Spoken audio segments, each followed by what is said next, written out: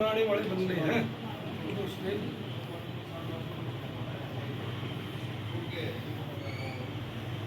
कुशल को भी लो। नहीं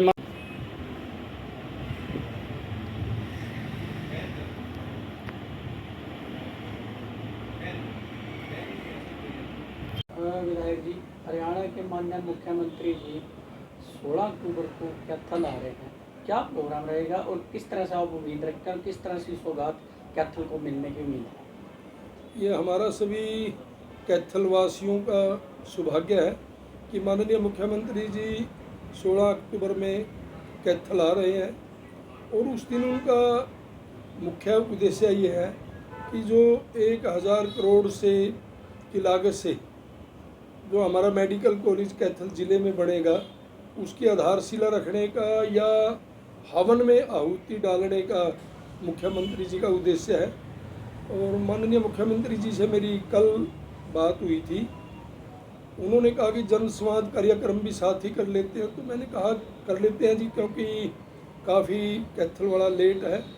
तो इसमें जहाँ माननीय मुख्यमंत्री जी मेडिकल कॉलेज की आधारशिला कह लीजिए या काम में जो शुरुआत है उसमें आहुति डालने वाली बात कह लीजिए वो करेंगे।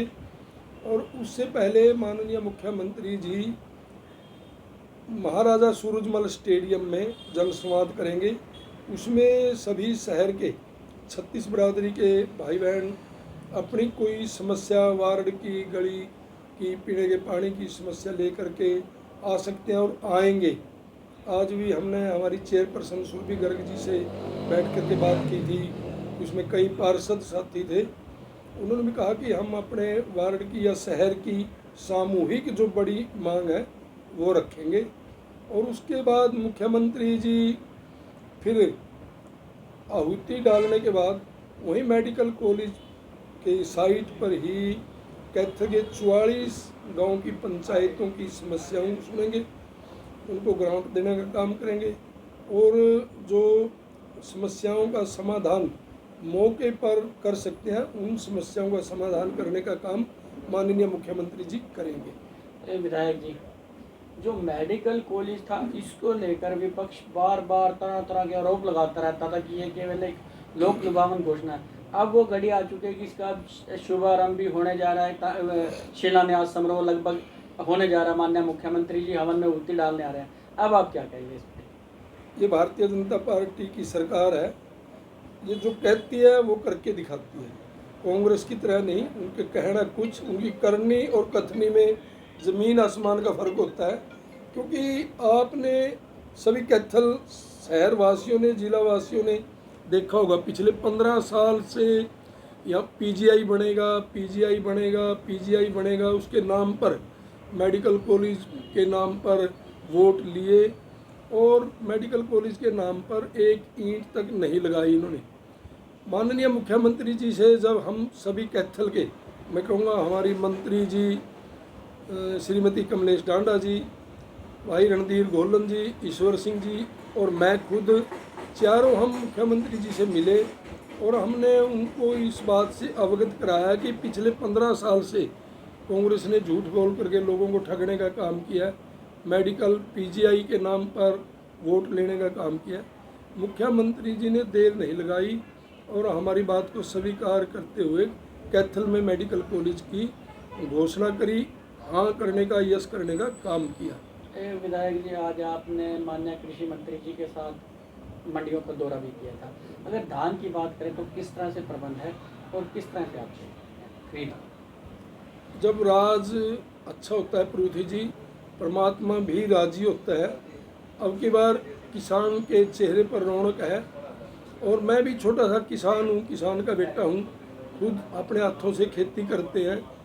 अब की बार इतनी अच्छी फसल है किसान की कि किसान के चेहरे पर रौनक है और सरकार ने भी उसको खरीदने के लिए पुख्ता इंतज़ाम किए हैं। एमएसपी से भी 200 से 250 रुपये प्रति क्विंटल ऊपर बिक रही है किसान की फसल।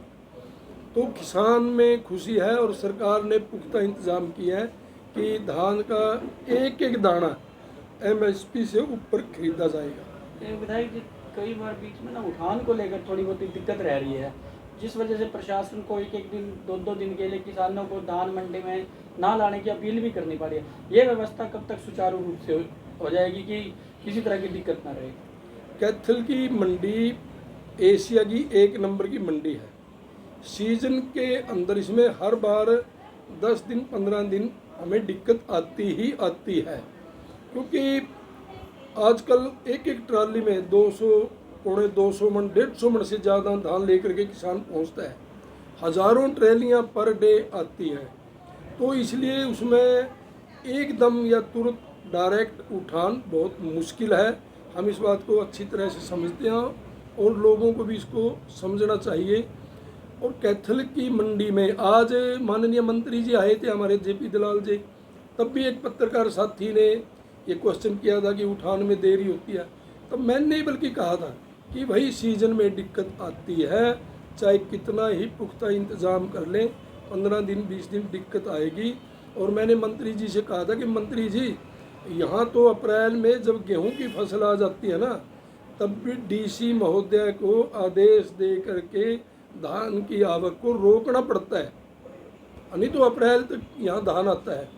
जहाँ इतना धान आता हो स्वाभाविक है दिक्कत आती है, परंतु मैं हमारे अधिकारियों की तारीफ करना चाहूँगा, उन्होंने पुख्ता इंतज़ाम किए हैं और सबसे अच्छा उठान भी कैथल की मंडी में चल रहा है।